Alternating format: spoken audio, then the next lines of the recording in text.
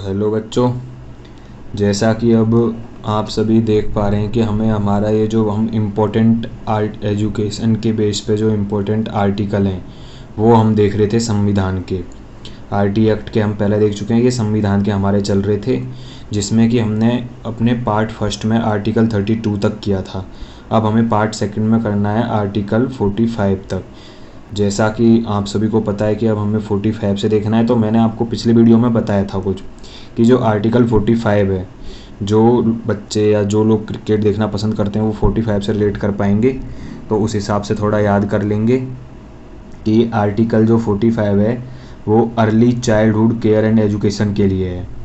तो किस चीज़ के लिए ये आप ज़रा यहाँ पे देख लोगे, मैं आपको ये साथ में लिखवा देता हूँ। अब early childhood care and education के बारे में तो आप सभी को पता ही है कि एक तरह से हमारी जो प्री एजुकेशन है, जो फर्स्ट क्लास से पहले की एजुकेशन है, उसके बारे में जो दिया गया है हमारे लिए कि ये भी बच्चों के लिए ज़रूरी है, उसके लिए जो प्रावधान या जो भी डिटेल में दिया गया है आर्टिकल मतलब कॉन्स्टिट्यूशन में, वो सब इसमें दिया गया है।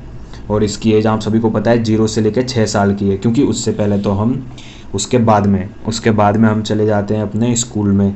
तो उसके बाद की बात तो स्कूल में हो जाती है, जो फॉर्मल एजुकेशन स्टार्ट होती है। लेकिन आजकल क्या है, पहले ये मैं आपको अभी थोड़ी देर में बताता हूँ, पहले आप ये पॉइंट लिखिए कि अपना क्या है आर्टिकल 45 क्या है, अर्ली। ये मैं आपको थोड़ा नीचे करवा के इसलिए लिख रहा हूँ ताकि कैमरा फोकस हिल जाता है, डायरेक्ट यहाँ लिखवाऊँगा तो ये देखो क्या है, early childhood early childhood care and education. Okay, इतना आपने लिख लिया इसे। अब ये आपको पता है, तो इसमें जैसा कि आप देखोगे कि early childhood care and education में जो एज है मैंने अभी आपको बताई थी, नीचे ब्रैकेट में आप लिख लो, एज क्या है 0 से लेके 6 ईयर। अब इसमें सिर्फ इतना ही नहीं है कि हम उनके एजुकेशन के बारे में ध्यान देंगे, इसमें और भी काफ़ी कुछ है कि early childhood care and education में बच्चों की केयर पर भी ध्यान रखा जाता है। तो ये भी इसमें ज़रूरी है कि इन्फेंसी जो पीरियड होता है अपना उसमें, और उससे पहले इसमें जो गर्भवती माताएं होती हैं उनके लिए भी उसमें ध्यान रखा जाता है, काफ़ी चीज़ें हैं। तो ये बाद में हम जब इसको पढ़ेंगे, इसको ये हमारा एक अलग से टॉपिक है आगे सिलेबस में, तो जब पढ़ेंगे तब इसको डिटेल में देखेंगे। अभी के लिए आप बस इतना ध्यान रखिए कि early childhood care and education का आर्टिकल 45 है। ओके, अब ये आपने इतना देख लिया, तो अब हम आते हैं अपने नेक्स्ट आर्टिकल पर बिना टाइम वेस्ट किए हुए। तो नेक्स्ट आर्टिकल कौन सा है आप देखिए, आर्टिकल नंबर अपना जो नेक्स्ट है आर्टिकल नंबर 46। ओके, अब आर्टिकल नंबर 46 क्या कहता है ये हमें देखना है। तो जो आर्टिकल नंबर 46 है उसमें जो बच्चों को, जो ST SC और जो OBC के बच्चे हैं या फिर जो EWS के बच्चे हैं, उनको स्कॉलरशिप प्रोवाइड कराने का जो प्रावधान है वो आर्टिकल नंबर 46 में है।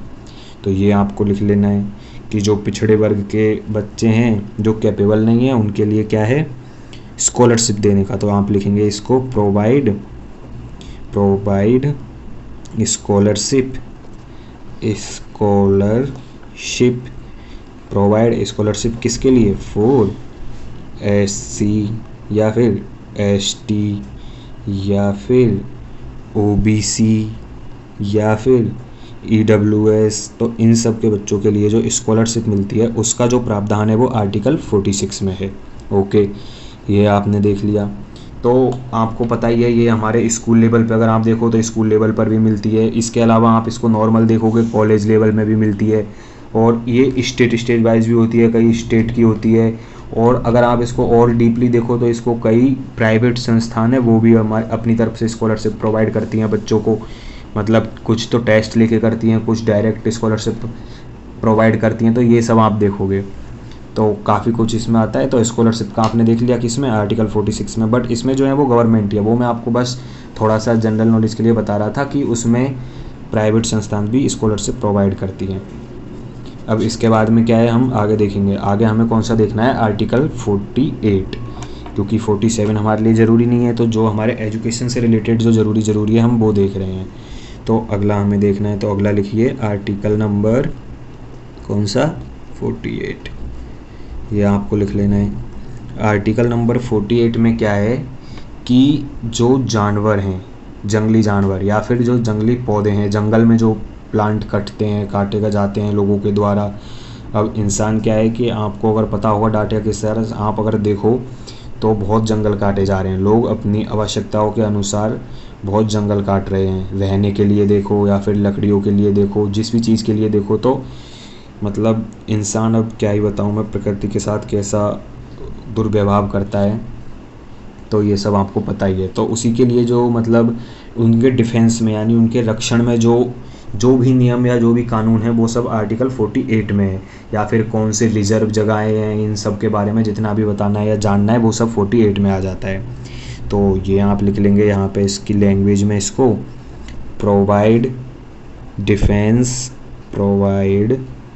डिफेंस किसके लिए, फॉर वाइल्ड, जंगली, फॉर वाइल्ड एनिमल एंड कौन plant, wild animal and plant. Okay, अब ये जैसा कि अब हमने थोड़ा प्लांट और एनिमल इनके बारे में थोड़ा सा देखा है, तो आपको एक छोटी सी चीज़ बता देता हूँ मैं कि जो एनिमल का जो सेंसेस यानी जो जनगणना होती है वो हर 5 साल में होती है। ये आप थोड़ा सा जान लोगे जीके के लिए तो थोड़ा आपके लिए सही है। साथ में मैंने बताया था कि जहाँ जहाँ थोड़ी ज़रूरी होगी मैं इन्फॉर्मेशन आपको बताता जाऊँगा, तो ये अभी मुझे याद आ गई, तो ये आपके लिए थोड़ी ज़रूरी है, आप देख लो, कई बार ये कहीं क्वेश्चन आ ही जाता है। तो एनिमल सेंसेस, जैसा कि अगर आपको पता होगा ह्यूमन सेंसेस या फिर हमारी जो जनगणना होती है भारत में वो हर 10 वर्ष में होती है। तो ऐसे ही जो एनिमल सेंसेस है वो होता है हर 5 साल में, जैसा कि मैंने आपको बताया, एवरी 5 ईयर। एनिमल सेंसेस है एवरी 5 ईयर, हर 5 साल में होता है। ओके, अब आपको अगला कौन सा देखना है, अगला देखना है हमें आर्टिकल 51A। ओके, अब आर्टिकल 51A हमें देखना है, तो उसमें क्या है, आर्टिकल 51A में तो अगर आपको याद हो तो उसमें हमारे फंडामेंटल ड्यूटीज़ हैं। ये अधिकतर मतलब काफ़ी बच्चों को पता होता है, अगर आपको पता नहीं है तो ये मत सोचो कि पता नहीं है, ये सोचो कि अब पता चल गया, पॉजिटिव रहो।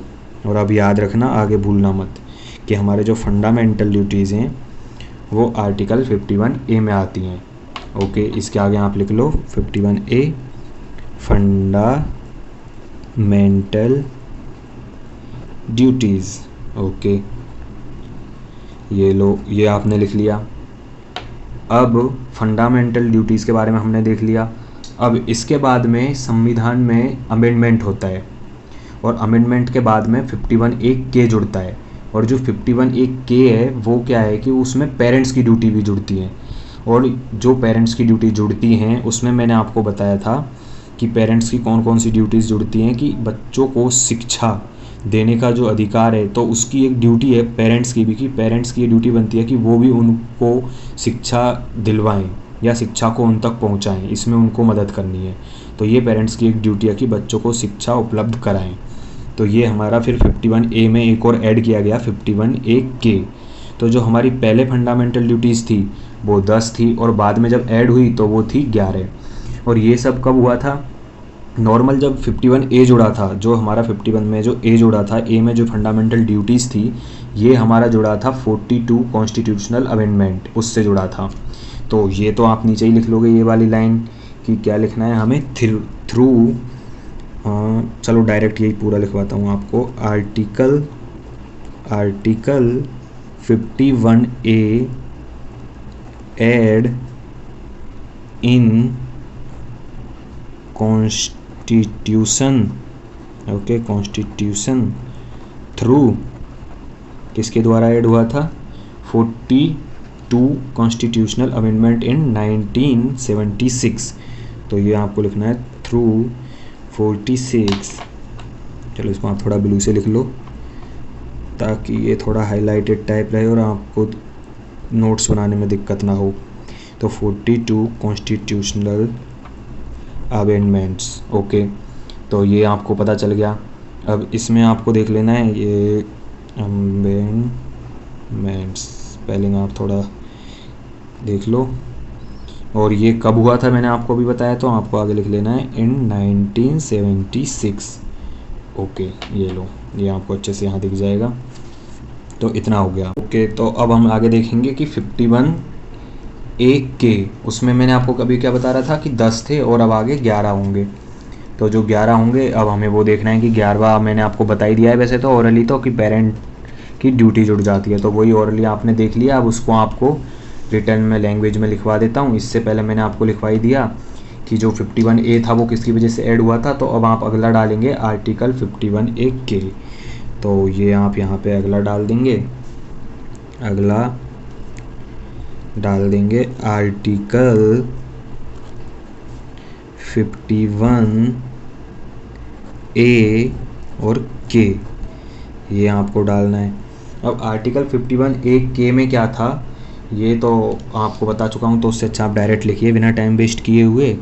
एक मिनट, ये फोकस थोड़ा मैं देख लेता हूँ। ओके, तो जो आर्टिकल 51A के है इसमें क्या है, पेरेंट्स, क्या है, पेरेंट्स ड्यूटीज़।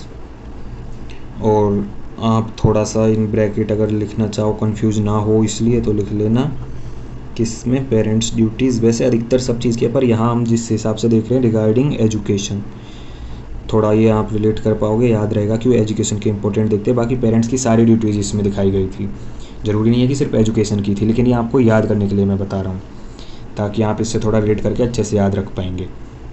अब इसके बाद में अगला आप देखिए, तो अगला इसी के बारे में आप देखेंगे कि जो 51A के है, अब वो पिछला वाला जो हमने देखा था उसमें क्या देखा था कि वो 42 का जो कॉन्स्टिट्यूशनल अमेंडमेंट यानी कि जो संशोधन हुआ था उसमें ऐड हुआ था। तो यानी कि ये भी तो किसी संशोधन में ऐड हुआ होगा, तो इसके लिए आगे आप फिर से एक लाइन लिखेंगे कि जो ये वाला आर्टिकल है ये ऐड, सेम वैसे ही आपको इसमें लाइन लिख लेनी है, add in constitution add in constitution by कौन से, इसमें कितना था, ये था 86 अमेंडमेंट, जिसकी वजह से हमारा RTE आया था, यानी जिसमें हमारा एजुकेशन पे जो बताया गया था कि वो जो हमारी एजुकेशन है वो ज़रूरी है, कंपलसरी है और फ्री है, जो चीज़ें बताई गई थी 86 में, उसी में ये भी ऐड हुआ था। तो ये आपको लिख लेना है कि ये किस में हुआ था, ऐड इन कॉन्स्टिट्यूशन बाई 86, और इसको आप शॉर्ट में लिख लेंगे कॉन्स्टिट्यूशनल अमेंडमेंट इन, ये आपको लिख लेना है। अब ये कब हुआ था, मैंने आपको RT टॉपिक में बताया था, याद हो तो बताओ कमेंट में। तो ये हुआ था इन 2002। ओके, अब ये आपने देख लिया। अब एक और पॉइंट आप देख लेंगे कि पहले कितने हमारे फंडामेंटल ड्यूटीज़ थे बिफोर दिस अमेंडमेंट, तो ये लिखो बिफोर दिस अमेंडमेंट्स। ओके, कितने थे, यहाँ आप लिख लोगे, इधर ही लिख लो, चलो 10 फंडामेंटल ड्यूटीज़। ये मैं आपको फंडामेंटल ड्यूटीज़, ओके, एंड अगला आप इसी में लिख दोगे आफ्टर दिस। अब वो तो आपको पता ही है, एक जुड़ा है तो ये 11 हो जाएंगे, लेकिन थोड़ा सा आप याद रखोगे इसलिए मैं लिखवा रहा हूँ, लिविंग फंडामेंटल ड्यूटीज़। ओके, अब ये आपने देख लिया। अब इसके बाद में आपको अगला क्या देखना है कि इतना हमने ये इन्फॉर्मेशन देख ली है डेट के साथ में कि ये 2002 में था, वो 1976 में था, इसमें 10 थे, उसमें 11 हैं। अब उसके बाद में अगला हमें देखना है हमारा आर्टिकल अगला। अब इसके बाद में जो हमारा एजुकेशन के बेस पे जो इम्पोर्टेंट आर्टिकल है, जो नॉर्मली हमारे सारे इम्पोर्टेंट आर्टिकल होते हैं वो हम देखेंगे अलग वीडियो में, जहां हम पॉलिटी के बारे में देखेंगे, तो उसमें हम सारे आर्टिकल लेंगे। ये हमारे सिर्फ एजुकेशन से रिलेटेड जो आर्टिकल है वो हम देख रहे हैं। तो अगला जो एजुकेशन से रिलेटेड जो हमारा आर्टिकल आता है डायरेक्ट, वो आता है आर्टिकल 343। अब ये आर्टिकल, जैसा कि मैंने ये पिछला बताया था फंडामेंटल ड्यूटीज़ का, ऐसे ही जो 343 आर्टिकल है ये आप पहले लिख ही लो, आर्टिकल 343। ओके, अब जो ये आर्टिकल है ये भी सबको पता है। अब सबको पता है इसका मतलब जिनको नहीं पता उन्हें कोई ज़्यादा भारी वो नहीं है कि फांसी हो जाएगी, तो उन्हें चिंता लेने की ज़रूरत नहीं है। जिनको नहीं पता उन्हें अब पता चल जाएगा और अब से वो याद रखेंगे। तो जो आर्टिकल 343 है ये क्या है, इसमें हमारी जो भाषा है, राज्य भाषा क्या है हमारी, हिंदी। तो जो हमारी हिंदी है उसको डिक्लेयर किया था क्या, राज्य भाषा, state language, declare state language. तो ये आपको याद रखना है। अब जिनको नहीं पता था कि आर्टिकल 343 में हिंदी को राज्य भाषा के रूप में घोषित किया गया था, ओके। अब ये हम जब हिंदी की बात कर रहे हैं तो अब जैसा कि हमें पता है कि जिसकी हम बात करें उसके बारे में थोड़ा सा हमें जानना होता है। मैंने आपको शुरुआत में बताया था कि थोड़ा थोड़ा मैं आपको बताते हुए चलूँगा, तो उसी की तरह पे अब मैं देखता हूँ आगे आपको मैं इसमें बताता हूँ कि जो स्टेट लैंग्वेज थी हमारी हिंदी थी, तो इसके बारे में शुरुआत से थोड़ा आज़ादी के बाद से मैं आपको थोड़ी सी इन्फॉर्मेशन देता हूँ। तो लिखिए थोड़ा सा यहाँ पे आप हल्का सा टॉपिक डाल लेंगे हिंदी। ओके, अब हिंदी टॉपिक डाल दिया, इसके बाद में यहाँ से आप पॉइंट नंबर 1 लिख लो। अब सबसे पहले आपको क्या लिखना है कि हिंदी को स्टेट लैंग्वेज के रूप में डिक्लेयर कब किया गया था वो आपको देखना है। तो स्टेट लैंग्वेज के रूप में डिक्लेयर किया गया था इसको 14 सितंबर 1949 को, 1949। तो ये आपको देख लेना है। तो आप डायरेक्ट ये लैंग्वेज में लिखिए, क्योंकि डेट मैंने बताई दी है तो फालतू में टाइम वेस्ट करने का कोई मतलब नहीं बनता। तो डायरेक्ट आप लिखिए हिंदी डिक्लेयर्ड क्या declared state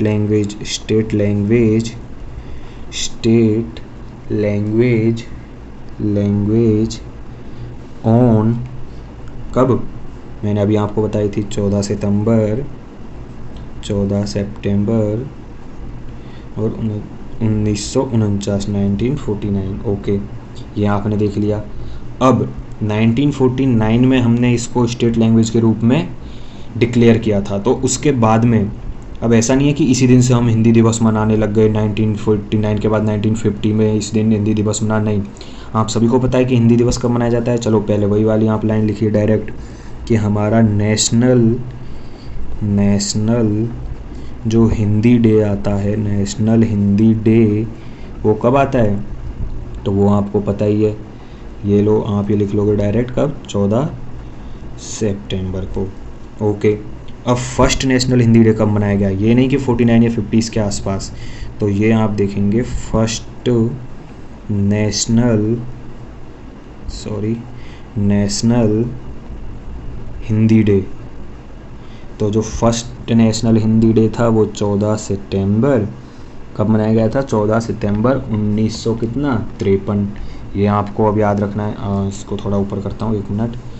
first national Hindi day 14 सितंबर 1953। ओके, ये आपको याद रखना है। अब ये आपने देख लिया। अब इसके साथ साथ थोड़ा सा आप ये देख लीजिए कि जैसे कि आपको पता है कि लैंग्वेज के ऊपर हमारे जब इसको स्टेट या फिर राष्ट्रीय भाषा थोड़ा सा जब विचार चला था, तो बाद में तो इसको स्टेट लैंग्वेज बना दिया, लेकिन राष्ट्रीय भाषा पर भी विचार चला था। तो जब भाषा का जो चीज़ें चल रही थी हमारे देश में वो शुरुआत से ही थी। तो जो साउथ के लोग हैं वो हिंदी को एक्सेप्ट नहीं करते हैं। तो साउथ के लोगों ने क्या किया कि अपने स्टेट है ना लैंग्वेज के बेस पे स्टेटों की मांग की। तो उसी में जो हमारा आंध्र प्रदेश है वो लैंग्वेज के बेस पे सबसे पहला जो आंध्र प्रदेश स्टेट है वो बना था, किस पे, लैंग्वेज के उस पे। तो लैंग्वेज के आधार पे सबसे पहला आंध्र प्रदेश बना था। और कब बना था, 1 अक्टूबर 1953, सेम इसी वाले ईयर में। तो ये लाइन आप लिख लो साथ में, अगर चली रहा है तो आपका नॉलेज ही बढ़ेगा इससे। तो आप ये भी लिख लेंगे। तो आपको लिखना क्या है इसमें, आंध्र प्रदेश और आगे आपको क्या लिख लेना है, 1 अक्टूबर 1953 और इन ब्रैकेट आप इसमें क्या लिख लोगे, first state make on the basis of language. Okay, language के बेस पे ये आपका बन गया। ये आपने देख लिया। अब ये हमारा इतना हो गया। अब इसके बाद में आप थोड़ा सा और लैंग्वेज के बारे में जानोगे।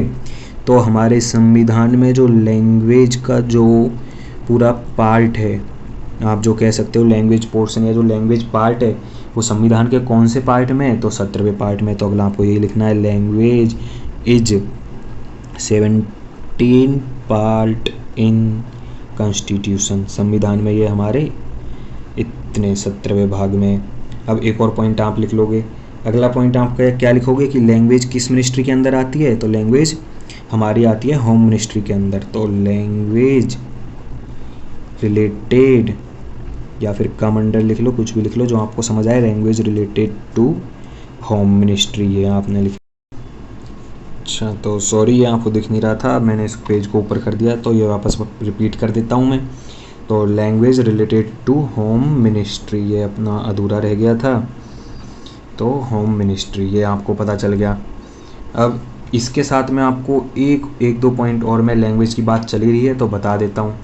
ओके, तो जो हमारा इंडियन कॉन्स्टिट्यूशन है उसने जो लैंग्वेज हमारी अप्रूव की है वो टोटल 22 लैंग्वेज अप्रूव की हैं, लेकिन 22 में से हमारे 21 ही है इंग्लिश को मतलब कंसीडर नहीं करा जाता, मतलब है तो सही अप्रूव लेकिन उसको काउंट नहीं किया जाता, तो 21 हम काउंट करते हैं।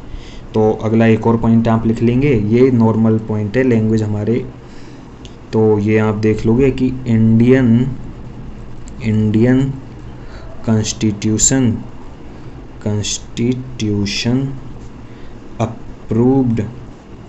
अप्रूव्ड कितनी 22 कितनी क्या है ये लैंग्वेज, 22 लैंग्वेज। ओके, तो भारतीय संविधान ने 22 भाषाओं को अप्रूव कर रखा है जिसमें इंग्लिश है, बट इंग्लिश को हम काउंट नहीं करते इसलिए हम 21 मानते हैं। तो आप इसमें आगे ये भी लिख दोगे कि but English is not mention, यानी वो ना मेंशन है ना उसे काउंट करते, बट वो अप्रूव्ड है, हर जगह पे वो है, क्योंकि वो आप इंग्लिश क्यों है ये तो आप रीज़न समझ ही सकते हो कि अंग्रेज़ गए लेकिन इंग्लिश छोड़ गए, तो वो इंग्लिश हमारे अंदर 200 साल तक उन्होंने राज किया है, तो इंग्लिश इतनी आसानी से तो निकलती नहीं, तो धीरे धीरे वो, और फिर ये पूरे हम देखें तो वैश्वीकरण या फिर पूरे वर्ल्ड लेवल पर ये इंग्लिश लैंग्वेज थोड़ी ये है, इसलिए हमें ये ज़रूरी भी है पढ़ना। तो इंग्लिश के अलावा आप आगे लिखोगे but English is not mention, यानी वो मेंशन नहीं कर रखी, काउंट भी नहीं आती, तो 21 हम काउंट करते हैं। और एक लास्ट और ये पॉइंट आप देख ही लीजिए, चंडीगढ़ की जो ऑफिशियल लैंग्वेज है, क्या ऑफिशियल लैंग्वेज, तो चंडीगढ़ की ऑफिशियल लैंग्वेज क्या है, तो आप पंजाबी सोचोगे बट पंजाबी नहीं है, उनकी ऑफिशियल लैंग्वेज इंग्लिश है, जो मेंशन नहीं है वही। इसी के साथ और भी आपको अगर देखोगे तो उत्तराखंड की ऑफिशियल संस्कृत है, राजस्थान की तो राजस्थान ने हिंदी कर रखी है, हरियाणा ने हिंदी कर रखी है, तो कुछ स्टेट हैं उन्होंने हिंदी, कुछ की अपनी अपनी लैंग्वेज है, उत्तराखंड ने संस्कृत कर रखी है, तो इस तरीके से ये आपको पता चल गया। अब इसके बाद में हमारे लास्ट 2 या 3 आर्टिकल और बचते हैं और फिर 2 अमेंडमेंट बचते हैं, तो ये और मैं आपको दिखा देता हूँ। तो आर्टिकल आपका अगला कौन सा है, आर्टिकल हमारा अगला है आर्टिकल 350A, तो ये आपको लिखना है, चलो जल्दी फिनिश करते हैं हम क्योंकि बैटरी भी कम बची है। तो आर्टिकल 350A, ओके। अब 350A में क्या है कि जो हमारा प्राइमरी पर है, प्राइमरी जो एजुकेशन है वो हमें मदर टंग में क्या है प्रोवाइड करानी है, ये है। तो ये तो आप शुरुआत से आरटी एक्ट में भी काफ़ी पढ़ चुके हो, मदर टंग में ही मतलब हमें प्राइमरी पर या फिर एलिमेंट्री एजुकेशन तक जो है हमें मदर टंग में एजुकेशन प्रोवाइड करानी है, तो ये भी ऐड हुआ है 350A। तो ये सब आप लिखते जाओगे, तो ये मैं डायरेक्ट बिना टाइम वेस्ट किए हुए आपको लिखवा देता हूँ कि क्या है कि जो हमारा इन प्राइमरी जो एजुकेशन है, provide education in primary, provide education किस में, अच्छा पहले ही लिखो फॉर चिल्ड्रन, बच्चों को, अब किस में, in mother tongue language, mother tongue language, tongue की स्पेलिंग आप ठीक कर लीजिएगा। और अब इसके बाद में ये हो गया, अब इसी के साथ आप अगला देख लोगे, आर्टिकल कौन सा, आर्टिकल 350B। अब जैसा कि हमें पता है मदर टंग के बारे में बात चल रही है, तो 350B में भी यही है कि जो माइनॉरिटी है, माइनॉरिटी में आपको पहले ही बता चुका हूँ पिछले पार्ट में, आप जाके देख लेगा, तो माइनॉरिटी मदर टंग के बारे में है, यानी मुस्लिम मदर टंग उर्दू है या जो भी है, इन सब के बारे में दिया गया है। ओके, अब ये आपने देख लिया, अरे यार ये देखो आप थोड़ा ऊपर करके मैं रिपीट कर देता हूँ, मेरा ध्यान नहीं था पेज का। तो article 350B minority mother tongue, okay. अब ये आपने देख लिया article 350B minority mother tongue, यानी जो माइनॉरिटी लोग हैं उनकी मदर टंग में भी एजुकेशन प्रोवाइड वो करवा सकते हैं या होनी चाहिए, ये भी उनका भी ध्यान रखा जाएगा, ये 350B में है। अब इसके बाद में हमें थोड़े से अमेंडमेंट्स पढ़ने हैं, 2 ही हैं, ज़्यादा नहीं है हमारे एजुकेशन के लिए इंपॉर्टेंट अमेंडमेंट, तो वो भी हम देख लेते हैं इसी वीडियो में ख़त्म करके। तो ओके, अब अगला पेज आप ले लीजिए, अगला पेज, और साथ में आप हेडिंग भी डाल लोगे अमेंडमेंट की। आर्टिकल हमारे हो गए, हमें इतने ही देखने जो एजुकेशन के लिए इम्पोर्टेंट है। तो हेडिंग आप डाल लोगे अपनी, मैं इसको थोड़ा सा सेट कर लेता हूँ, तब तक आप अपनी हेडिंग डाल लीजिए तब तक अमेंडमेंट। ओके, तो ये आप देखोगे, ये लो थोड़ा सा फोकस, ये लो। ओके, अब आप हेडिंग डालो, हेडिंग आप डाल लोगे अमेंडमेंट्स। अब इसमें हमें देखना है पहले 42 कॉन्स्टिट्यूशनल अमेंडमेंट, तो अब 42 का आप लिख लीजिए, 42 एक ही हमें देखना है कॉन्स्टिट्यूशनल अमेंडमेंट। ओके, अब 42 में क्या है, इसमें मैं आपको पहले ही बता चुका हूँ कि इस अमेंडमेंट में जो मेन चीज़ जो चेंज हुई थी कि जो एजुकेशन है, एजुकेशन को स्टेट लिस्ट से हटाकर कंक्रीट लिस्ट में रख दिया है, कंकरेंट लिस्ट में रख दिया जो, और वो लिस्ट कौन सी है, जो कि दोनों में है, समवर्ती सूची जिसको कहा जाता है, यानी स्टेट और सेंटर दोनों के पास एजुकेशन के अधिकार हैं, यानी देश में कुछ एजुकेशन क्या अप्लाई करनी है, क्या लागू करनी है, उसका दोनों के पास अधिकार है। तो ये आप बिना टाइम वेस्ट किए हुए लिख लोगे, according to this amendment, according to this amendment education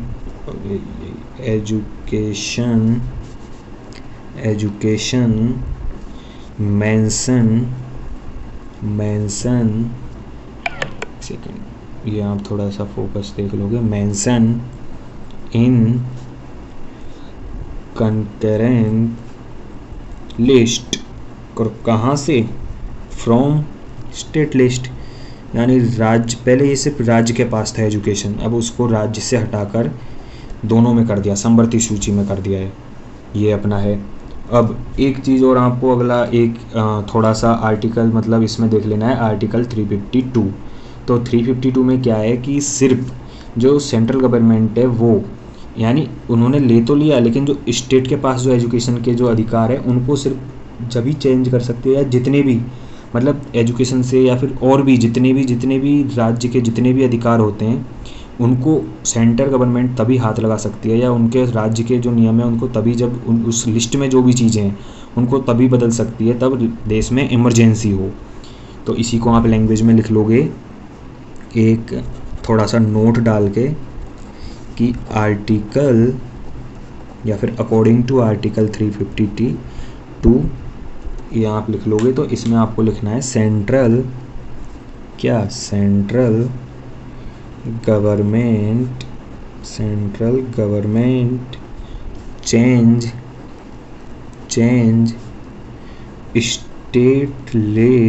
state list subject, यानी जो स्टेट लिस्ट में जो मुद्दे हैं इन कब, मैंने अभी आपको बताया, only national emergency duration. Okay, तो ये आप लिख लेना है आपको, ओनली नेशनल इमरजेंसी ड्यूरेशन।